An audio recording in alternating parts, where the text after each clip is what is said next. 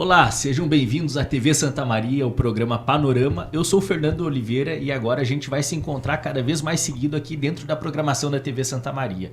E hoje me dá a honra da companhia três grandes profissionais da área do direito, advogados, né, que também, além da advocacia, tem a docência, né, na sua vida. E o tema que nós vamos pautar hoje é um tema que ultrapassou as timelines das redes sociais, né, e chegou no Congresso Nacional e nos mais diversos grupos de discussão jurídica, que foi o carnaval desse ano, onde a Escola Unidos de Niterói, né, no Rio de Janeiro, fez a homenagem ao atual presidente da República, Luiz Inácio Lula da Silva. E, através dessa homenagem da escola, tivemos um amplo debate que trata-se de campanha antecipada ou não em benefício do atual mandatário da nação. E é esse tema que a gente vai discutir aqui com esses queridos convidados, né? Professora Débora Evangelista, seja bem-vinda ao programa Panorama Podcast aqui da TV Santa Maria. Dr. Ricardo Jobim, também seja bem-vindo.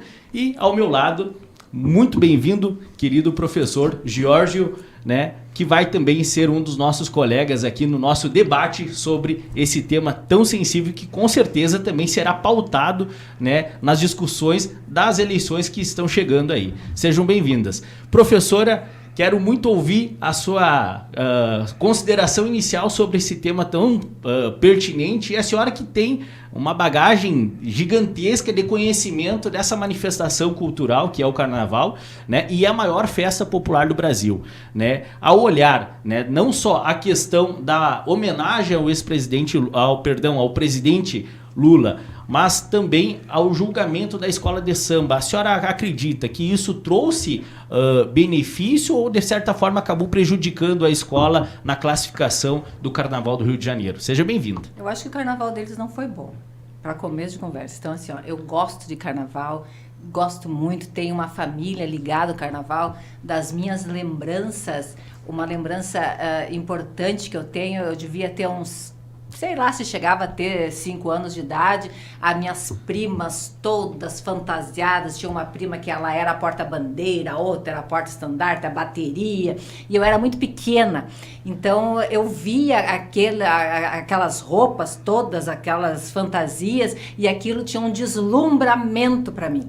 Foi assim que eu cresci no meio do carnaval. Fui rainha de carnaval, vocês não estão falando com qualquer pessoa. Claro que era em Santa Rosa, mas, né, não deixa de ter a sua realeza de carnaval. E mesmo assim, no carnaval que eu fui rainha, não foi tão significativo do que aquele carnaval que eu era pequenininha, que desfilei na escola de samba da minha família e que foi lá na turma dos pequeninhos, das crianças. Então eu gosto muito de carnaval e acompanho o carnaval. Quanto ao Carnaval do Unidos de Niterói, eu acho que eles não foram felizes e eles não fizeram jus à magnitude da história do presidente Lula. Eu acho que poderia ter sido feito um enredo melhor, eu acho que poderia ter sido trabalhado a sua história e as suas conquistas, que não foram poucas, de uma maneira bem melhor do que foi apresentado. Um exemplo, mas é a minha opinião, né? Eu não falaria dos desafetos do presidente. Eu não falaria, por exemplo, do ex-presidente Bolsonaro. Eu acho que ele não significa nada. Eu não falaria dele. Eu falaria da história do Lula, das conquistas dele. E foi uma abordagem que também trouxe bastante polêmica. Não, né? Eu não falei. Dele enquanto sindicalista, dele enquanto estadista, daquilo que ele fez, das universidades que ele fez e aí de todo o legado que ele deixa. Então, o meu foco seria esse. Se foi o momento adequado, eu acho que a Acadêmicos de Niterói, como ela era a agremiação que estava ascendendo ao grupo especial, eles tentaram fazer com que fosse um carnaval que chamasse a atenção da população. Então, o enredo, acho que escolha do presidente Lula tinha muito disso. Olha, vamos pegar um tema forte para nos firmar dentro do grupo especial. Quando, na verdade, o carnaval deles não chegou a essa altura e eu acho que, tecnicamente, foi julgado. Não vejo, assim, ó, não vi nenhuma coisa que olhasse, o quesito tal deles não foi bem avaliado. Não foi bem avaliado. Não, eu acho que eles foram péssimos mesmo. Acho que desde a escolha do samba enredo, a forma que escolheram, o que apresentaram, poderia ter sido bem diferente e poderiam aí sim ter tido mais sucesso no carnaval. Se isso ajuda ou atrapalha politicamente o presidente Lula, eu acho que atrapalha politicamente. Eu acho que foi um desgaste desnecessário. Professor Giorgio Forgiarini, constitucionalista, do ponto de vista da legislação, agora entrando nessa parte técnica que pauta o direito. Mas ele gosta de carnaval também. Também gosta de carnaval, ele é olha só. Isso é né? importante a gente saber também. Bastante. Né? Primeiramente, te saudar, Fernando. Saudar também, Ricardo Jobim, que saudade que eu tava de conversar contigo. Querido amigo, Ricardo. quantas horas de TV a gente tem junto, hein? Oh, bastante. Meu Deus. E professora Deborah, minha chefe amada, incondicional. Fico muito alegre de estar aqui na companhia de vocês. Sim, sou um grande admirador do carnaval, entusiasta do carnaval. Eu sou mais de participar do carnaval e como aqui no Rio Grande do Sul nós temos a cultura do carnaval de salão, eu acabo me inserindo mais no carnaval de salão, né? Inclusive eu tive pouca oportunidade de assistir aos desfiles de carnaval pela televisão. Mas pelo pouco que eu pude assistir, eu concordo em gênero, número e grau com a professora Deborah. Até porque as avaliações dos desfiles das escolas de samba não são feitas por simpatia, né? São critérios técnicos, são critérios objetivos que são colocados ali que vão dizer quem foi bem e quem não foi bem. E eu concordo que talvez o timing tenha sido meio estranho, né? Com relação à homenagem em si e tudo mais. Mas puxando, então, a questão mais técnica, digamos assim, nós devemos lembrar que em 2015 nós tivemos uma reforma eleitoral que foi proposta pelo TSE ainda, e pode-se colocar alguma crítica sobre o TSE, tudo bem, mas foi feita lá em 2015 e até então ninguém questionou essa reforma. E essa reforma, ela flexibilizou bastante a questão da campanha, da propaganda eleitoral, e estabeleceu que a ilegalidade da propaganda eleitoral antes do período eleitoral seria só se fosse feito um pedido explícito de votos. Só se fosse um pedido explícito de apoio a uma determinada candidatura. O TSE, naquele dado momento, entendeu e ficou valendo para a posterioridade, né, que somente seria considerado campanha antecipada se houvesse o pedido votem em mim ou votem em tal para a eleição XYZ. E quando o TSE agora deu a liberação para o Carnaval da Unidos de Niterói, da Acadêmicos de Niterói, ela simplesmente disse, eu não posso proibir antes de ter acontecido, porque eu não posso dizer antes que houve crime eleitoral ou que vai haver. No caso do Lula, a censura prévia não se aplica. O que o TSE disse? O TSE disse, olha, vocês vão correr o risco, beleza, vai lá, mas se houver campanha antecipada, aí sim vocês podem se incomodar. Salvo-conduto, né? Não foi um salvo-conduto. Não foi isso, né? Não foi então, de qualquer forma, o que nós tivemos é um pronunciamento preliminar do TSE, dando a possibilidade de que se fizesse a homenagem, mas não se deu o salvo-conduto para uma eventual campanha antecipada. De qualquer forma, existem inúmeros precedentes de eleições anteriores que a gente pode citar, de 2022, 2018, mas eu vou deixar para falar posteriormente no programa. A própria questão também de uso de palavras mágicas, né, que foi identificada através do próprio alusão ao 13 do próprio dias. jingle do presidente Lula, 13 né, o jingle dias. histórico do Lula lá, que foi utilizado, e depois algumas questões que foram levantadas até, obviamente, pela própria oposição ao governo, né, sobre o apontamento do Tribunal de Contas, falando que a escola teria sido beneficiada, recebendo em torno de R$1 milhão, que não estaria no rol de escolas de samba que receberiam esse recurso público, talvez até por ser o primeiro ano que elas estariam participando do grupo especial, né? E a própria oposição vindo com todo esse argumento, né, de abuso de poder econômico, né, de propaganda antecipada em função do uso dessas palavras mágicas e do própria discussão que trouxe, né, na crítica aos grupos de famílias conservadores, que foi pautado pela escola de samba, os próprios desafetos do presidente, como a professora Deborah trouxe, né? Como é que é identificado do outro lado do espectro político essa possível campanha antecipada, pedido de voto explícito ou não por parte da escola de samba Ricardo Jobim? Bom, primeiro quero dar um grande abraço aqui professora Deborah, admiro demais. O Jorge Fojarini, companheiro de 500 salas de... Desculpa, além de sala de debate, a gente debatia no Santa Maria Frente a Frente, que foi programa fundado nessa TV aqui, por muitos anos, divergindo e convergindo. Pelo menos desde 2013. Eu falo com meu amigo Jorge o seguinte, ó. Um dia eu falei para ele, eu digo, cara, tudo bem que politicamente a gente discorde de algumas coisas, mas ele é gremista que nem eu, ele é apaixonado por rock and roll, adora tomar uma cerveja. Cara, a gente tem 99% das coisas em comum, entendeu? Então não tem como não gostar. A senhora natação, seja colorada, porque eu sou o único. Eu sou corintiana. Eu gosto demais desse cara aqui, sinto saudade dele. E mais, assim, eu admiro ele intelectualmente. E isso é uma coisa importante de se dizer. Assim como admiro demais intelectualmente a professora Deborah, num tema que eu tenho mais é que calar minha boca, que é sobre critérios de carnaval e notas de carnaval. Deborah, eu sou um fracasso em matéria de carnaval, então eu só vou ouvir e dizer sim para tudo que eu disser, porque eu não tenho dignidade ou condições de sequer abrir a boca para falar de carnaval contigo. Então eu vou abrir mão disso, vou renunciar a minha fala sobre carnaval em si, porque eu não entendo bolhufas de carnaval, e vou me recolher a minha significância. No que diz respeito já à ideia de legislação eleitoral, qualquer fato que cause uma repercussão de especulação jurídica, ele tem várias possibilidades, várias vertentes, várias linhas, né? Então, o que o pessoal tem discutido? Primeiro, propaganda antecipada. Bom, ninguém é candidato ainda, né? Então, primeiro tem que ser candidato para que seja uma propaganda. Confirmando candidatura, fazendo a convenção, a partir daí existiria alguma coisa no mundo jurídico. Mas já existe a figura do pré-candidato. Não, mas isso não é a mesma coisa. A candidatura, isso não está na legislação. É a convenção aprovada, é registrada, é candidato, ótimo. Daí tu vai poder cobrar o que foi feito antes. Dizer, olha, tu fez uma propaganda antecipada, tá. Propaganda antecipada, se foi ou não foi, eu acho que foi. A pena é de multa, tá? É multa eleitoral, o PT paga um valor, daí deu. Antecipada, multa, abuso de poder econômico, não, mas aí que tá. Aí são outras coisas. Pelo seguinte, o Carnaval do Rio, ele recebeu um patrimônio, se eu não me engano, de 12 milhões de reais da Embratur, junto com o Ministério da Cultura. E aí tem um problema, porque a gente tem dinheiro público de empresa federal, tá? Que tudo bem que tenha sido igualitário, não tenha, seja um critério, mas isso daí já entra em outros questionamentos de uso indevido da máquina pública em favor de um candidato ao outro. Disseram, não teve apologia a pedido de voto. Vamos falar no 13 dias, tocaram a música dele.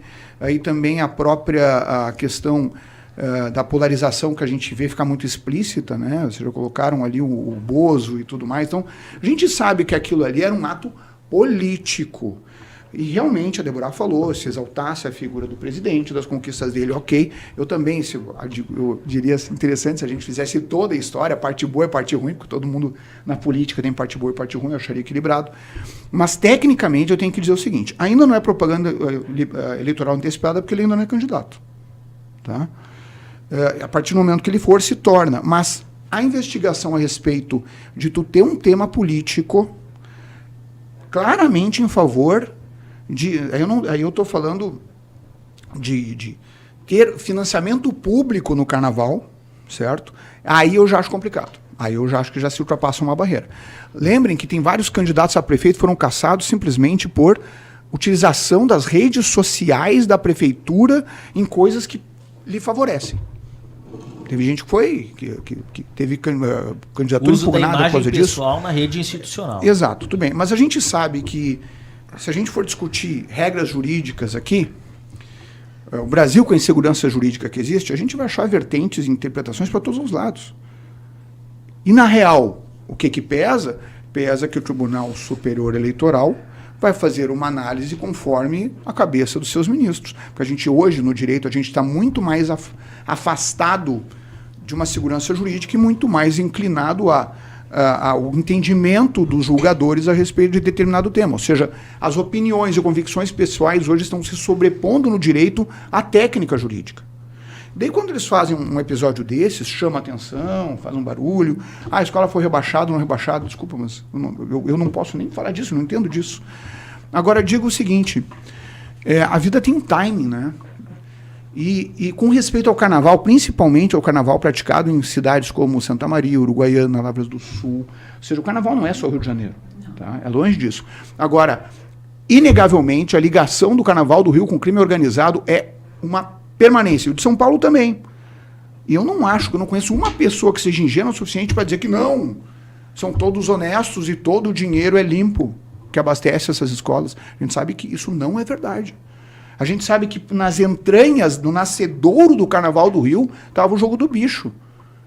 Tem literatura, bibliografia aos montes para confirmar isso. Então, e até recentemente saiu o vazamento, né, de alguns áudios, né, do grande um dos grandes nomes do jogo do bicho no Rio de Janeiro, né, falando que a sua escola de samba teria sido prejudicada, né, em função da rivalidade dentro do próprio jogo do bicho. Se tu estudar a história do Castor de Andrade... Tá, mas então, só para entender, até onde você pretende chegar com isso, porque querendo ou não, o futebol também tá ligado ao jogo do bicho, a política tá ligada à milícia... E eu acho errado tudo, eu acho tudo errado. Justamente, mas... É só para colocar aqui, não. Pra gente entender, exatamente. Concordo, não, o Carnaval está dentro de um sistema que outros também, mas eu acho que todos estão errados nesse sentido. Quem tiver ligação com crime, para mim, é bandido. Tá?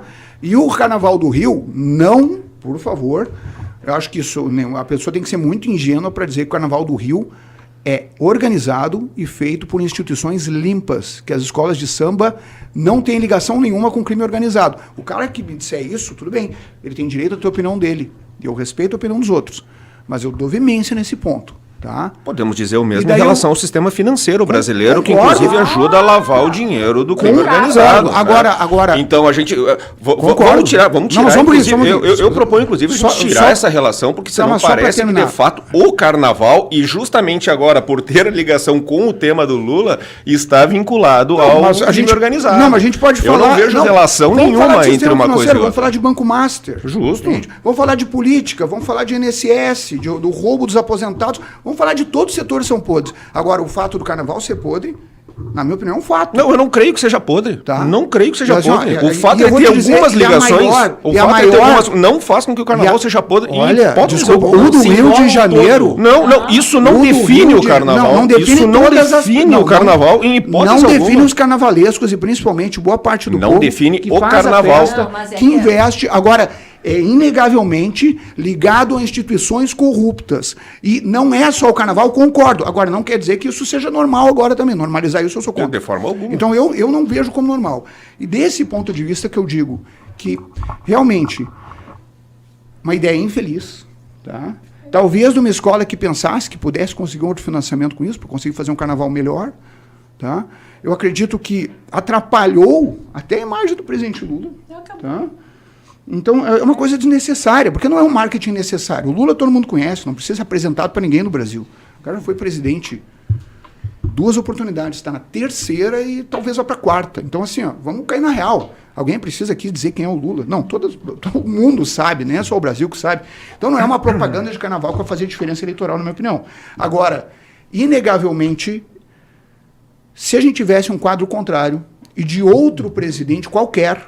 Não estou falando do Bolsonaro, estou falando de outro presidente qualquer, que isso fosse um episódio... Ou até mesmo um governador de estado. Exato. Repente, né? Iam cair de pau. É isso que iam fazer. Como fazem, de fato, quando qualquer ligação é feita direta. Aí é que eu vou trazer os precedentes anteriores. Se a gente for pegar, por exemplo, o ano de 2022, nós tivemos uma série de cantores sertanejos fazendo também inúmeras odes e formulações em shows patrocinados por prefeituras, municípios e governos estaduais em prol de um candidato a presidente da República. E não aconteceu... A opinião pessoal deles ou foi eventos públicos financiados eventos para públicos, essa finalização? Sim, não. Não, porque assim, porque se eu fizer uma ligação de Caetano Chico Buarque com o Vônei, apartamento em Paris, que a grana utilizada... Bom tu ter colocado. Bom, daí a gente vai falar de artista, bom tu ter colocado. Falar global, bom né? tu ter colocado. Os caras não se mudam para Cuba, eles vão se mudar para Paris. O Carnaval não foi feito pro Lula. O Carnaval é uma festa pública que uma entidade resolveu homenagear, assim como uma vez por Lula. Assim como Zé Neto e Cristiano fizeram pro Bolsonaro em 2000 e podem. Assim como Chitãozinho, Chororó. Tem dinheiro público. Então não pode. Tem dinheiro público. Então não pode. Fizeram. Pois é. Fizeram. Mas isso legitima? É liberdade de expressão. Vejam bem, para ser considerado o abuso de poder econômico, só se o dinheiro tiver condicionado àquela manifestação. Mas não, o dinheiro público foi para a festa lá de Caldas Novas, festa lá de não sei o quê, e lá o artista resolveu se pronunciar. Há problema nisso? Eticamente eu acho que sim, mas criminalmente falando, eleitoralmente falando, juridicamente falando, não há. Tanto é que não houve em 2018 e nem em 2022. Vamos pegar outro exemplo bastante emblemático, motociatas. Mas 13 dias não houve pedido de voto? Fala o número do partido, Jorge. Sim.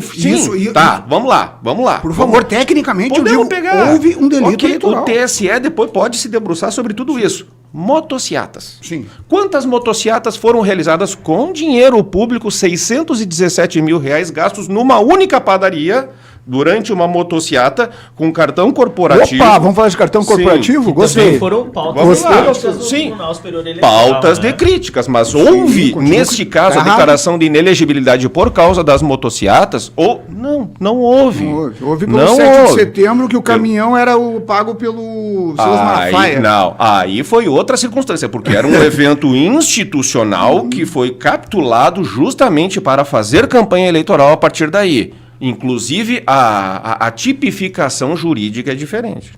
Professora Deborah, apesar de não ter gasto público. A gente sabe que o Claro carnaval que tinha. ele sempre Claro que foi tinha. utilizado, faz parte da sua história, ele abordar críticas sociais, né? E isso com certeza. não vai ser agora que vai ser findado, porque está intimamente ligado. Tem essa simbiose, né, da manifestação política do carnaval, né, com a própria manifestação artística. E isso ocorreram já em várias outras escolas de samba, homenageando outras personalidades também, inclusive do mundo artístico. Agora mesmo tivemos homenagem ao cantor Ney Matogrosso, né, que também é uma personalidade artística que traz uma crítica social muito grande.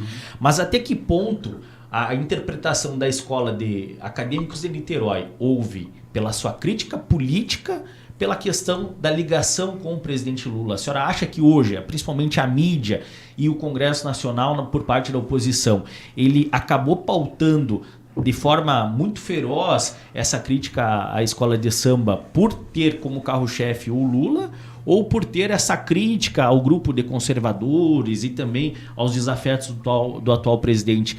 Na sua análise de panorama, que já traz o nome do programa, o que a senhora acha que impactou mais? A imagem do presidente Lula ou a crítica a grupos conservadores e desafetos?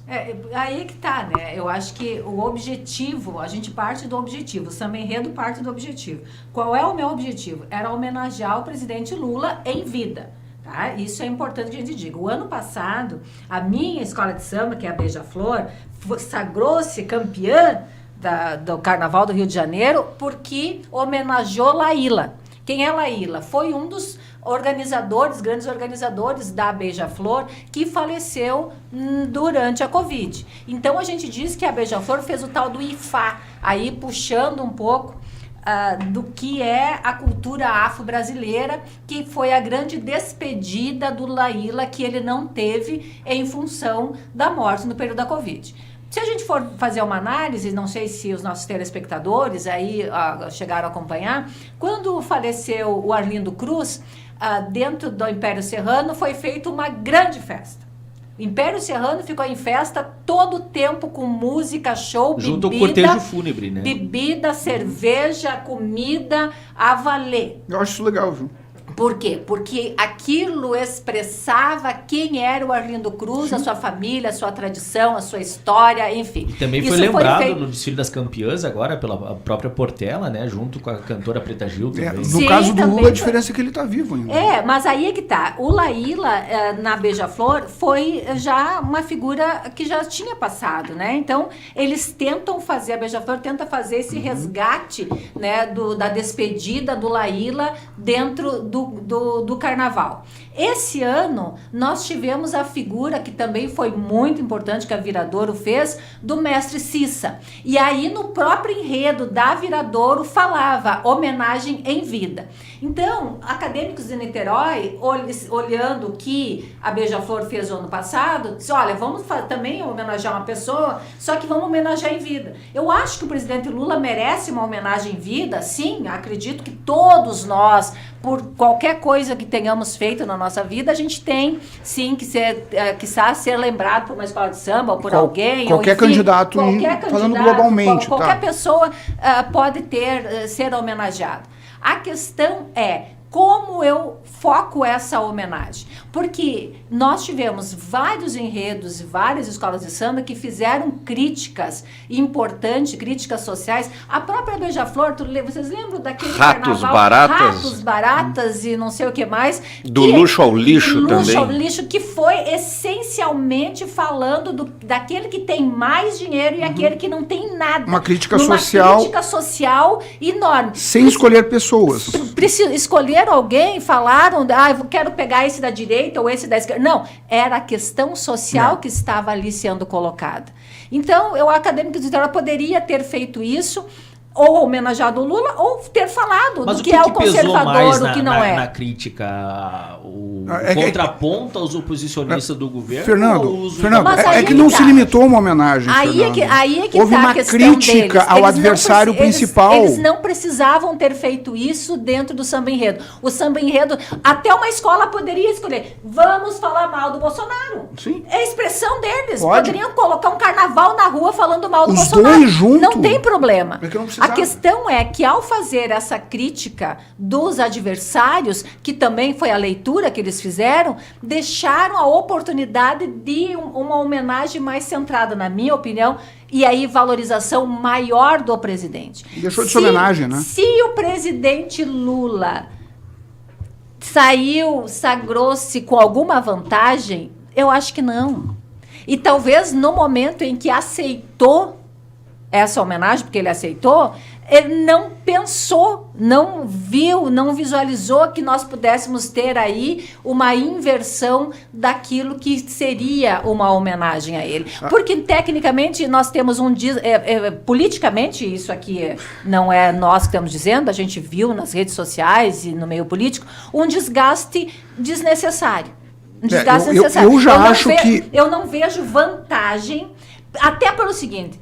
Débora, eu quero ser homenageada pela Beija-Flor, eu quero ser homenageada pela Portela, eu quero ser homenageada pela Mangueira. Ele aceitou ser homenageado por uma escola que estava ascendendo ao grupo especial, uma escola que estava recém-chegando, que tinha feito um carnaval legal no grupo de acesso, mas que não tem uma tradição. E mesmo assim, porque ele podia dizer assim, não, eu quero ser homenageada por uma escola, eu não quero ser homenageada por essa escola que está chegando agora. Eu acho que foi legal talvez as outras não iriam assumir um risco tão grande. Né? Mas assim, as tradicionais não iam comprar essa briga. Ele tentou, até eu acho que assim, um dos motivos de aceitar também dar oportunidade para quem está chegando professora agora. Débora, né?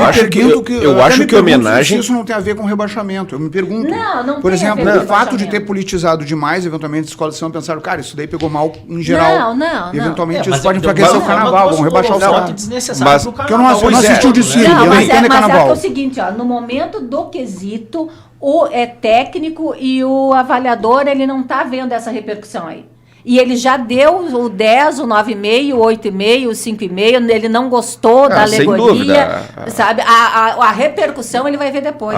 Isso eu não consigo nem avaliar. A avaliação é se a porta-bandeira acertou o passo ou não, se a bateria está sincronizada ou não. Agora, eu só vou discordar uma coisinha, professora Débora. Eu acho que homenagem, em hipótese alguma, se recusa.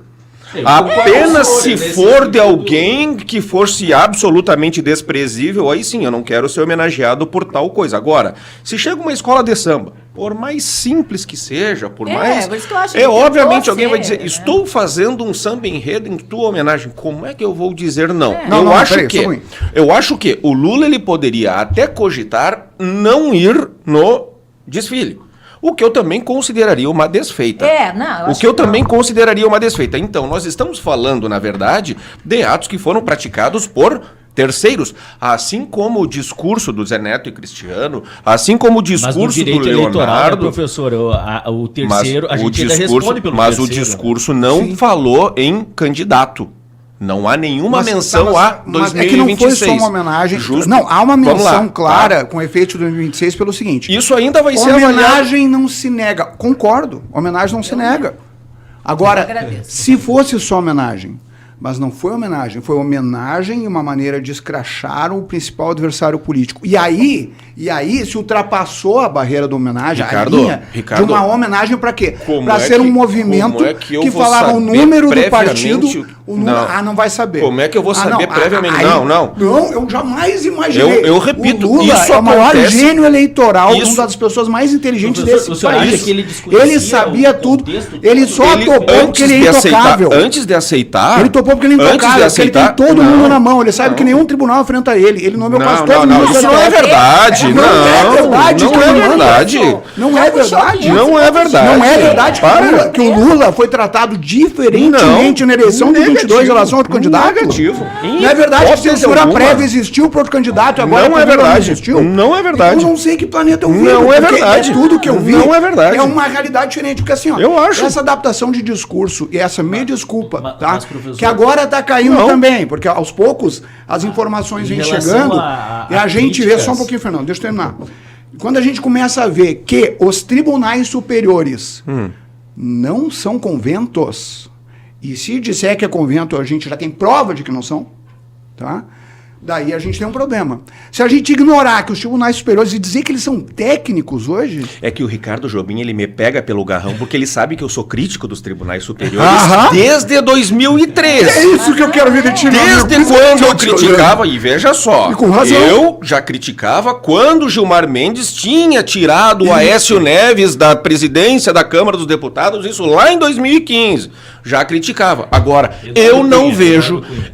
Não, Aécio Neves, desculpa, do Senado. Muita história nós dois. Do Senado ainda. E também do Eduardo Cunha. E também a Cristiane Brasil e muitos outros. Eu concordo Mas com ele nisso. Eu não vejo esse direcionamento protetivo a Lula e prejudicial. Não Mas vejo. Censura prévia, meu amigo. Praticaram censura prévia. Eu vejo uma atecnicidade. E agora disseram... Não pode praticar censura prévia. Só agora. Quando? Porque 22. Quando? Numa das propagandas do Bolsonaro foram impedidas de ao ar, meu amigo. Várias propagandas prévia. De vários. Prévia. Não, várias propagandas de vários. Isso acontece em qualquer campanha de prefeito. Isso quando acontece. Me falam de urna eleitoral, isso acontece. Exemplo, eu fico quieto.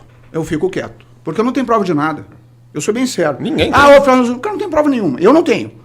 Quer dizer, eu tenho, suspeita, porque eu acho, não, bolhas são bolhas, então eu sempre fiquei quieto nesse tempo, porque eu tenho que ser responsável. Agora, os critérios que o Tribunal Superior Eleitoral aplicou em 22, tá? Na minha opinião, foram 2 pesos, 2 medidas, com muita clareza, tá? As pessoas não sabem de algumas informações, por exemplo, de intenção de julgamento cumulativo, tá? De várias... Tirar de propaganda do ar de várias punições acumuladas para ser julgado só no segundo turno. Então, assim, ó, tem muita coisa que aconteceu que coincidência não é. Tá? Eu não estou falando de qualquer um. Eu lembro que, na época, quem estava com isso na relatoria, hoje aquele cara cuja esposa fez um contrato de 189 milhões com o podre mercado financeiro, que eu concordo. Entende? Do Banco Master. Vamos falar das idiosincrasias dos tribunais superiores? Não, é que olha só para como eu não acho. Sei que tu concorda comigo em boa parte. Como eu não acho que seja direcionado. Vamos pegar o Lulinha. Vamos. O Lulinha teve agora, por um voto uma decisão do André Mendonça, teve quebrado o sigilo fiscal, sendo que ele nem é formalmente investigado. E tu quer saber o que eu acho disso? Não, só um pouquinho. CPI não é investigado? Claro que é investigado. Não. Decisão de CPI é uma coisa. Não. Decisão de CPI. Não, calma. Não. Ricardo, decisão de CPI é uma coisa, decisão de STF é outra. O STF está julgando. O STF está julgando com base em um inquérito da Polícia Federal. O que eu quero dizer é processualmente é errado.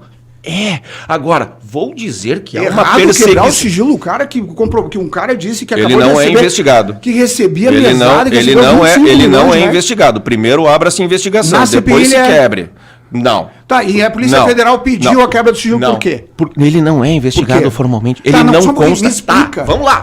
A Polícia Federal pediu a quebra do sigilo bancário do cara que não é investigado. Claro, a investigação é a própria Absurdo, pedra, né? porque- Absurdo. Pois é, acontece. que E eu não tô aqui Tô enxergado. julgando, dizendo que o É uma coitadinho... investigação. Ele é Não, investigado. não é. Ah, não, quebrar o Não sigilo é. de uma pessoa não é uma Não é. investigação. Mas Não é. Jorge, ó. Existe uma formalização Ele não foi do indiciado indiciamento. ainda. Então... Mas o indiciamento Se é ele no não final é. do inquérito, não, é Mas antes do aí é pra inquérito. gente ver que tanto Tu indicia do no lado final no quanto do relatório. outro, Ah, que as não. coisas Tu não Ah. vai, tu colocada. só indicia no final do inquérito, no relatório, e o procedimento dentro do Não. inquérito Mas desse que dá ponto uma de diligência vista- dessa é uma diligência Olha só, investigativa desse ponto de na fase vista da decisão inquisitória. do André Mendonça, que ainda que tenha sido uma solicitação da Polícia Federal, tá? Mas é uma decisão de um ministro que foi indicado pelo presidente Bolsonaro, Sim. certo?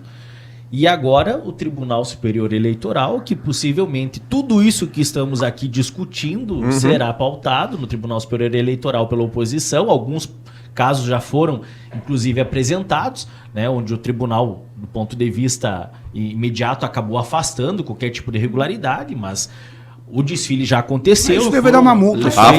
Afastando, Isso não. já aconteceu, vai dar uma multa. Não, não, só, não. é pena prevista. Não, acabou. isso é A multa, importante. PT paga a multa, Não, acabou. mas isso é importante deixar claro. O decisão. TSE não disse que não houve irregularidade. Ele disse, pode Não, fazer. não Ele não disse. deu só Agora, um conduto, arque claro. com as Não, consequências claro, depois. Vai ter que analisar. Tá, mas ainda assim, a composição hoje do Tribunal Superior, desse ponto de vista, hoje teremos dois nomes que são indicados Sim. pelo presidente Bolsonaro. O que no direito eleitoral a gente analisa? O ânimos. Houve ânimos de benefício, de promoção pessoal, política do presidente Lula, que isso será julgado pelo Tribunal Superior Eleitoral, né? E possivelmente vai ter uma interpretação, inclusive partindo desses ministros. Agora, se a posição dele será. Mas tu tá dizendo que eles não vão ser técnica, técnicos? Juridicamente técnica ou política, eu não tenho como saber. É que mas Não, eu possivelmente. não, eu julgamento, tenho né? que partir do princípio que eles vão ser técnicos. A gente Eu parte não parto. do princípio de boa fé. Eu né? não Mas- parto. Eu parto Eu não desse parto. Olha, eu não parto de eu princípio. estou- Porque eu estou, senão então, como toda a ministro- campanha do Lula termina ali. quem Se os dois conhece- do Eu Supremo estou hoje com o doutor TSE Ricardo, são... eu acho que não Quem será. conhece os vai- tribunais superiores e sabe Então, como posição desse- funciona a então o Lula vai ser Brasília... prejudicado, Como um já todo. sai Não dá prejudicado. cor Só um pouquinho. como um todo. Olha só, a gente está Análise num de país... ânimos. A gente está num país onde um cara que fez um péssimo trabalho para o STF, chamado ministro Barroso, para conseguir deturpar a Constituição de várias formas do seu texto literal, tá? Ou seja, ultrapassar na interpretação... Eu sou obrigado língua a portuguesa. concordar, cara. Eu sou obrigado Sabe por a quê? concordar. Ele inventou uma expressão doutrinária para dizer, tipo, cara, a gente faz o que a gente vai quiser. Sabe o que é? É que agora é constitucionalismo líquido. E assim, ó, Deborah, se fossem servidores, concursados, qualquer outra coisa que tivesse um pouquinho mais de independência, ok. Mas são os mesmos ministros que todas as noites estão em jantares com todas as classes políticas e com a classe financeira em Brasília, em São Paulo, em todos os lugares. É assim que funciona o jogo. Então, eles não são imunes. E o julgamento, desculpa, Deborah, na minha leitura, ele precisa do técnico para travestir as suas intenções pessoais, suas intenções de grupo, suas articulações políticas. O Brasil virou isso, e eu sou contra isso. Eu acredito que a regra tem que ser para todo mundo, tá? Então, por exemplo, quando o Jorge pega e fala, teve um exemplo lá na campanha do Bolsonaro, eu digo, que se puna, cara.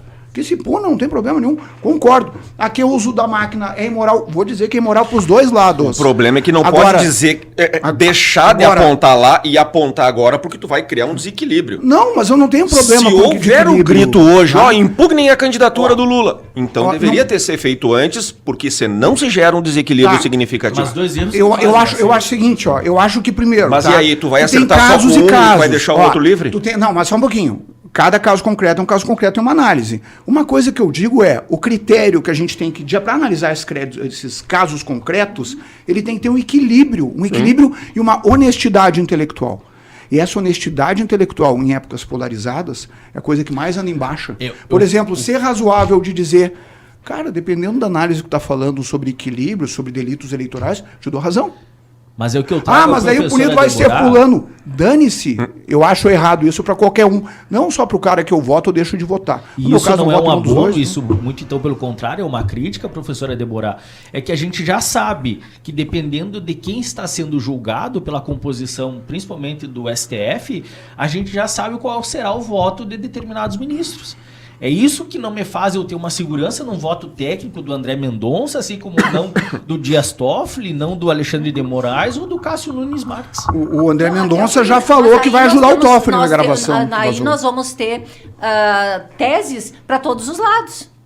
Porque e por isso temos a via recursal, claro, né? Tu tem ali quem foi colocado no STF... Até bater no teto, que são é indicados pelo Bolsonaro e que são indicados pelo Lula. Pois é, daí mas infelizmente hoje é a realidade que nós identificamos. Exato, né? então Eros Grau, isso. meu amigo, admiro demais, Eros Grau, ministro do STF, comunista. Grande ministro. Comunista. Santamariense. Santamariense. Ele aqui, a gente trouxe ele aqui no evento no Itaimbé, numa homenagem do Jus e Conhecimento. A professora estava lá, o Jorge, eu não sei. A gente circulou e o professor Eros Grau disse, eu quero ir, tem uma universidade que batizou uma biblioteca com meu nome, eu quero ir lá. Ele chegou lá... Ministro Eros Grau. Vem cá, por favor, bota professor, tira o ministro. Por quê? Daí ele foi explicar o porquê na palestra, porque eu não quero ser comparado com o que está aí. Eu fiz parte do tribunal. Ou seja, o Eros Grau, mesmo que tenha o seu coração comunista, sendo esquerdista, ele respeitava as regras do jogo, ele era um guardião da Constituição, e ele vai ter o meu máximo respeito minha vida inteira. Por que esse condicionante mesmo que? Qual seria o problema dele ser comunista e esquerdista? Eu pego o exemplo do Flávio Dino, que ele é comunista e esquerdista e faz atrocidades nos seus votos. Tu acha? Não mas acho. Mesmo assim... Tu não ouviu a gravação do acordão dos caras? Tu acha que o fato de ser uma coisa mulher de ministro ganhava um contrato de 180 milhões. Deixa eu entender. Quando um cara ia de jatinho pra lá e tava... Só deixa eu entender. Financiamento direto de um réu. Bem, mas é que tem capitalista de direita que também tá junto disso. Então, uma coisa condiciona a outra? Eu não entendi só essa provocação. Não, é que é o seguinte, é que os comunistas podem ficar ofendidos, tá? Não é ofendido, só quero uma explicação com relação a isso condicionante. Só um pouquinho, não é só comunista. Eu digo, vamos considerar o seguinte, qualquer pessoa, retificando a minha fala, qualquer pessoa que seja politicamente posicionada num âmbito polarizado com muita força ou com muita veemência, como Eros Grau era. Agora, sinceramente, todos os ministros sabem o critério de escolha do STF. E ele falou na mesma palestra, o Lula queria um professor de São Paulo, ele queria um petista, ele queria um negro, um ministro do STF. No caso, o Joaquim Barbosa, o Toffoli e ele. Tá? E ele queria um professor de São Paulo. Eu sou o professor de São Paulo. Ele disse, não me parabenizem por ser ministro do STF, que o que me colocou lá foram as circunstâncias. Agora, professor da USP, isso eu fiz um concurso e eu conquistei. Então, tu precisa ter respeito por uma pessoa que sempre respeitou e guardou pela Constituição em suas análises. Ou seja, tu não sentiu inclinações ideológicas, e essa asneira de constitucionalismo líquido na época era repugnada. Havia respeito ao jogo. Na época, quando o Lula passou a contribuição dos inativos, os aposentados começaram a ter que contribuir de novo, tá? Primeiro tentou como contribuição previdenciária. O STF disse, não pode. Bis in idem, não pode, volta. E o Lula voltou para o Congresso e criou isso daí como imposto. Daí pode, por quê? Porque existe um direito tributário, pelo amor de Deus. Existem regras do jogo.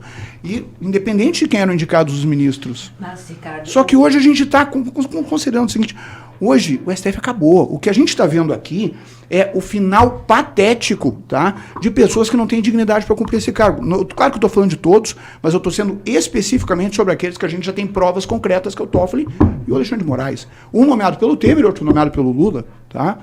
E nenhum dos dois está à beira de dignidade, se sequer juiz de primeiro grau. Bom, ontem, não sei se foi ontem, se foi hoje, apareceu na minha timeline uma imagem, uma fotografia de 3 pessoas que eu acho que são históricas. O Pedro Simon, o Leonel Brizola e o Tancredo Neves. Os 3 na mesma fotografia conversando. Isso é um resgate daquilo que a política teria que continuar nos dando. O diálogo entre aqueles que fazem política. E nós estamos num momento do país de tanta polarização que as pessoas não conseguem estar aqui em prol de um bem comum daquilo que politicamente é necessário para que a gente tenha uma sociedade melhor. O objetivo é destruir o outro, não é construir nada. E aí, ali, olhando aqueles três na mesma fotografia, sabe, eu fiquei, que droga! Como a gente precisava resgatar uma política melhor, mais qualificada, que pensasse no país de fato. Aí fica nessa polarização, aí fica um gritando com o outro, e projeto de país se esquece. Ainda que o termo seja refutado por correntes, né, o que nós temos hoje é que a política do resultado em benefício do bem comum é afastada, o que vale hoje é a política da lacração. Hoje a gente vê candidato a deputado, a vereador ou mesmo mandatários no cargo que eles são youtubers, eles são influencers digitais, né? Eles não estão mais hoje junto com a sociedade construindo política pública, né? Eu fiz uma palestra... Até os conchavos eram diferentes do que acontece hoje. Eu fiz uma palestra no município de Cascavel com o Fernando Schiller, que é comentarista Bandeirantes, vocês conhecem bastante, Fernando Schuller, né? Eu chamo ele de Schiller, não sei porque. Leio e sai Schiller. Cientista político. Casado com gringa, traduz diferente. E também com o professor Christian, que tinha sido candidato a vice-presidente na época. De João Amoedo. Exato. E ali a abordagem do Fernando Schuller foi fantástica, quando ele fez um comparativo sobre os efeitos que as mídias sociais estão trazendo e essa polarização que está acontecendo. Por exemplo, hoje, a moderação, o diálogo, ele é achincalhado na internet. Por exemplo, as posições mais radicais são as mais bem aceitas, as que mais se tornam virais, as que mais trazem engajamento. Isso também. Impulsiona. Só que o que aconteceu?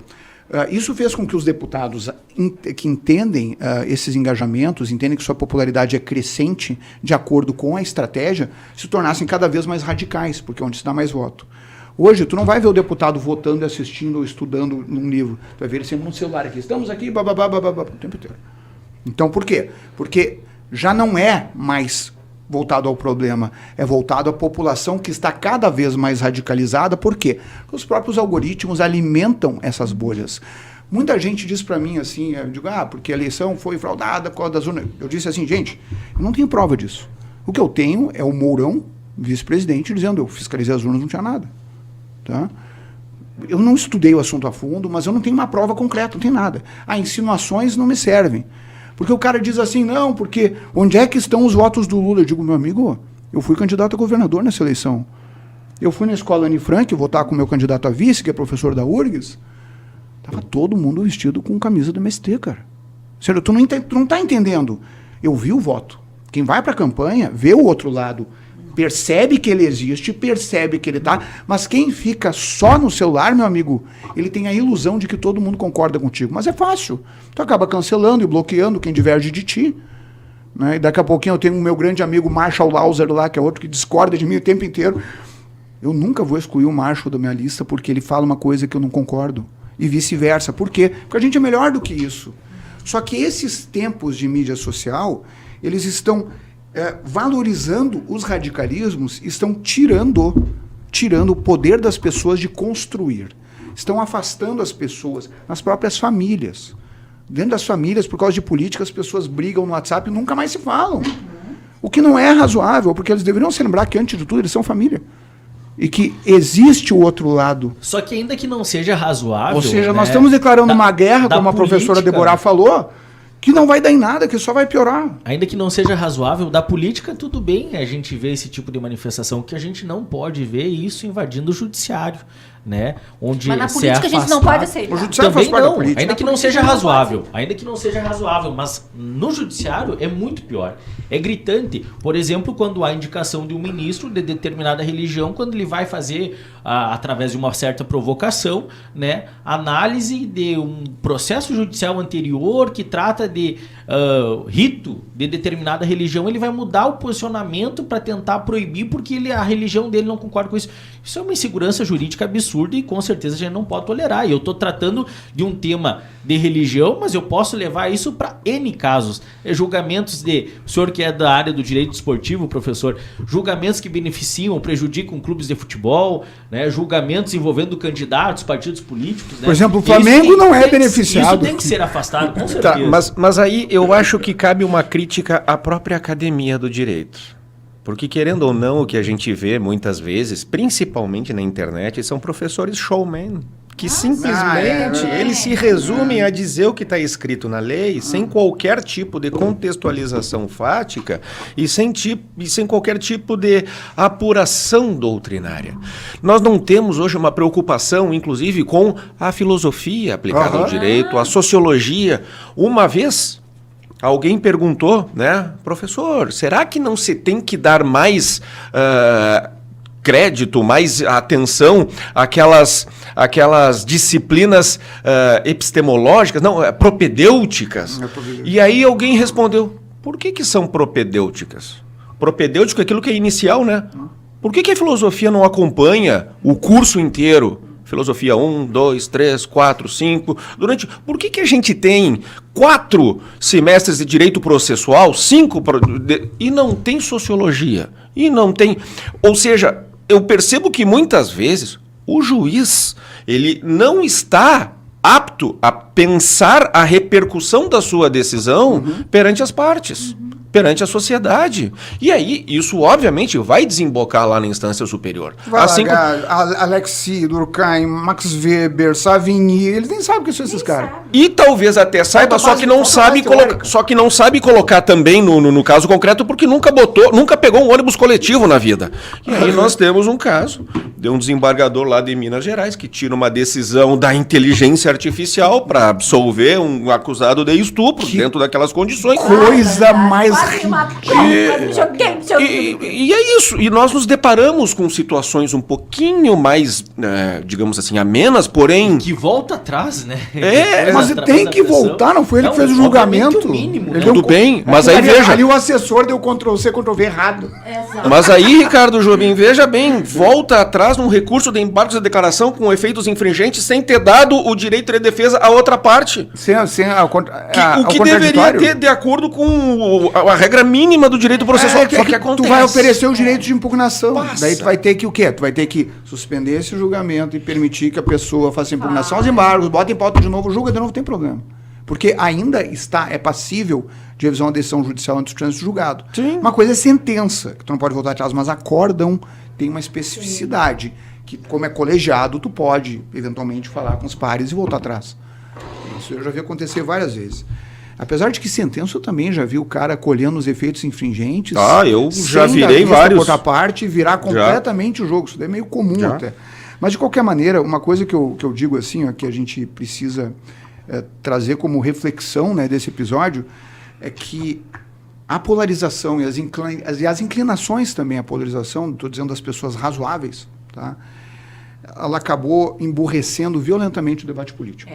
A gente está muito mais limitado. Muito mais limitado. Ou seja, quando a gente vai falar sobre soluções sociais, algumas palavras se tornam, às vezes, palavrões sem ser. Necessariamente não são elogios também, como, por exemplo, privatização.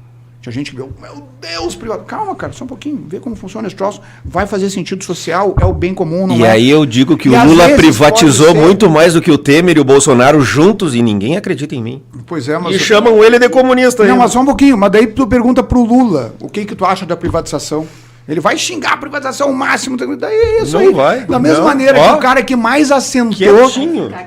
fez assentamentos a favor ali no INCRA, Movimento Sem Terra, foi Fernando Henrique Cardoso. E o Lula, que era o cara que mais pilhava os caras, é o que menos assentou. Então, assim, não adianta. Quem tem motivo para fazer crítica ao Lula é a esquerda. A esquerda cai. A esquerda é que o Lula avacalhou com a esquerda. Olha o Ibovespa. Avacalhou com quem tinha uma preocupação. Olha o lucro dos bancos. Social. Cada vez mais a gente tem visto a retórica totalmente desassociada da prática, né? Emite título da dívida feito louco, os bancos vão lucrar como nunca. Quando o Lula... Eu sou novinha, tá? Eu sou nova. Quando o Lula assumiu o primeiro mandato, eu tô lá em Santa Rosa e tinha alguns professores meus, assim, que tinham ligação com a Universidade Federal de Santa Maria. E aí chegou lá em Santa Rosa um boato assim, olha, os professores da UFSM estão furiosos com o Lula. Estão furiosos. Aqueles professores que eram partidários da esquerda. Por quê? Porque eles tinham a ilusão de que, ascendendo o Partido dos Trabalhadores ao governo, 1 semana, 2 semanas depois, o Brasil seria comunista. E isso não aconteceu. E isso não vai acontecer. E o homem está pelo 3º mandato e não conseguiu e não demonstra nenhuma intenção. Nem um kit gay aparece por aí. Deus, nada. Deus. Não faz nada para tornar o Brasil comunista, socialista ou qualquer coisa assim. Graças a Deus, que aí bom. quando a extrema-direita vem me falar isso, me dá vontade de lê, meu filho, vai ler, para. De golpe comunista? Para. Não, eu não acredito em golpe comunista porque nenhum funciona, né? Sabe? E assim, ó, para de falar essa o que eu acredito é em venezuelização por excesso de estatismo. Isso acontece. Sabe? Então, assim, ó, aí tu vem para a questão rasa da análise política e para jogar essas palavras e esses conceitos, que daí eu olho uma pessoa hoje em 2026 dizendo que não vai votar ou que por causa de direita, por causa de esquerda, por causa de comunismo. Bom, eu, sinceramente, o caminho não quer dizer nada, tá? Porque, primeiro, como eu sei e como liberal que estuda um mínimo tem que saber que no Brasil quem paga imposto é o pobre, que eu sou liberal no sentido de desonerar a classe menos favorecida, que é mais massacrada com inflação, com imposto, com responsabilidade de gasto público para sustentar banco, né, coisa que esse governo é especialista também.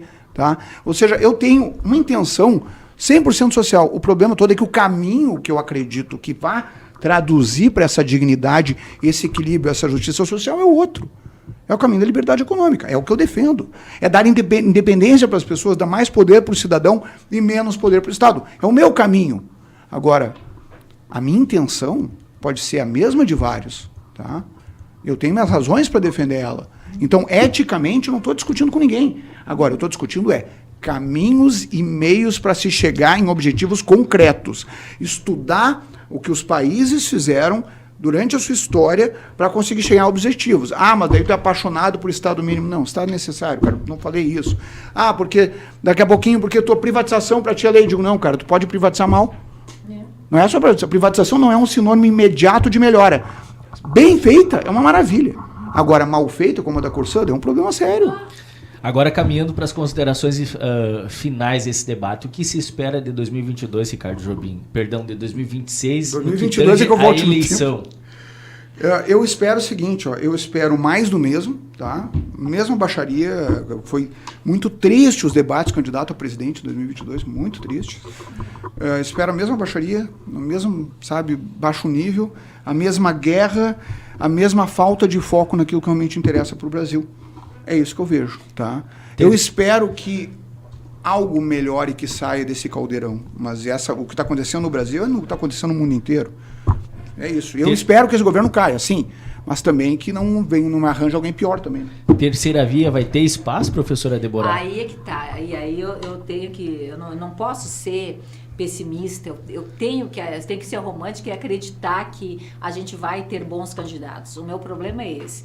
Eu acho que a gente precisa melhorar a nossa discussão política. A gente, enquanto país, merece uma classe política melhor, mais organizada, mais voltada para essa noção de melhoria da sociedade brasileira. E isso vai passar por 2026 pela escolha dos candidatos. E aí o meu medo da escolha ser ruim e aí a gente ficar sem opção lá na frente. Professor Giorgio, desse debate que começou pela discussão da Escola de Samba de Unidos de Niterói, né, passou-se pela ampla discussão política envolvendo hoje os casos polêmicos que pautam o STF, as condutas dos ministros, né, até essa radicalização polarizada aí que se impõe no cenário que vai desde o vereador ao ministro do Superior Tribunal Federal. Como é que o senhor acha que será esse ano no que tange as eleições? Será avanço ou retrocesso? Difícil dizer, eu só acho que nós não temos uma polarização, nós não temos um cenário polarizado. Se nós tivéssemos um cenário polarizado, seria necessário ter um lado de direita e um lado de esquerda que sejam simétricos, né, ou que sejam equidistantes.